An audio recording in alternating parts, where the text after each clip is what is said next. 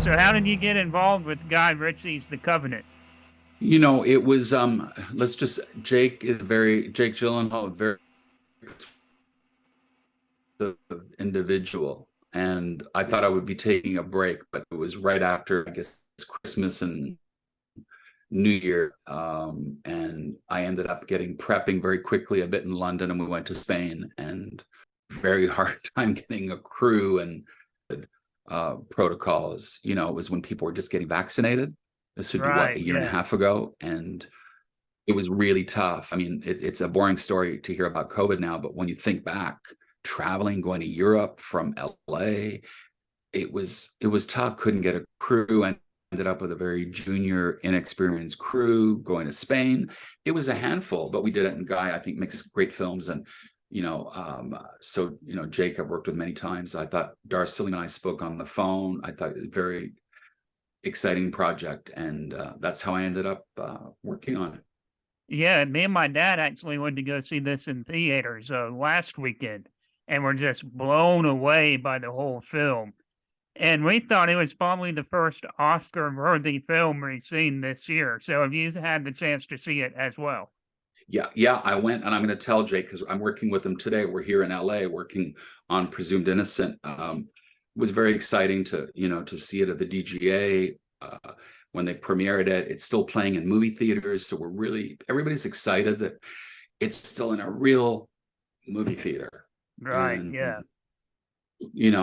fingers crossed this weekend, if it keeps going, and then people will see it. I'm really happy to hear that. Thank you. It's really good for everybody to hear that. Yeah, and my dad was in the military as well. So seeing a film like this is really cool on the big screen.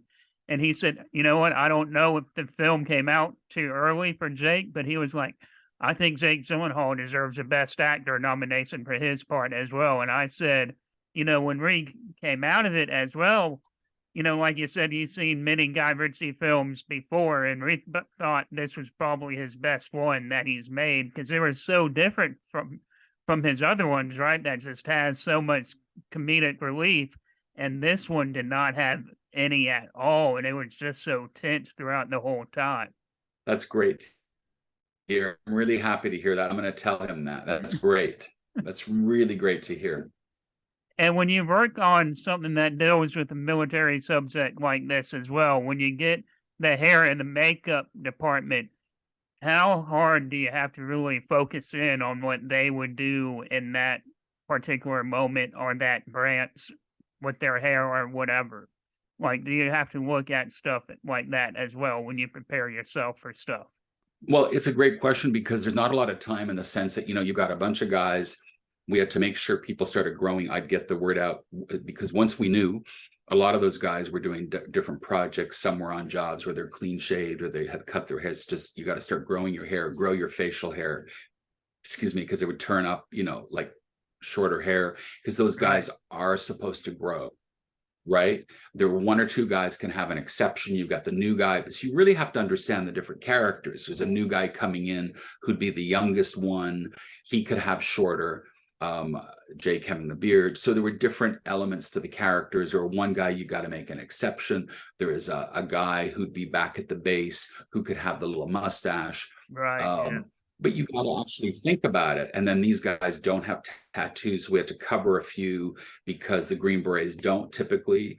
So some research went into it. And then, there was some work went into it, plus doubling. A couple of our guys had to have some wigs and stuff made. Not a lot of prep. I couldn't get a crew that easily, very experienced one, because of COVID, people not wanting to travel. And like I said before, the vaccination. So there was a lot of challenges in a short period of time, and I've got to pull it together. I got COVID in week 1, the very first day of Oh, shooting, wow.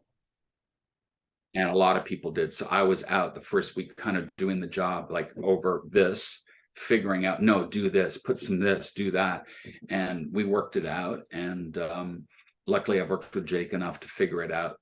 Dar Salim was excellent. What a great actor from Denmark. So yeah, that was it. And how was it like working with Dar Salim on this? Because this is going to be a breakthrough performance from him without a doubt. I mean, he had to be Ex- magnificent. Excellent actor, wonderful chemistry with the two guys. Wonderful chemistry. They're so good together. He's a lovely guy. I'd seen him in a couple because he was in the military in Denmark. Oh, okay. So he knew a lot. He had a great disposition. Yeah, he has a military background. He has his family come, I believe, from Iraq. He's from Denmark. Very knowledgeable, very educated man. He had military knowledge. All of our guys, all of our actors were incredible. They really were very nice. And Dar and Jake had this wonderful chemistry. It was really great to see.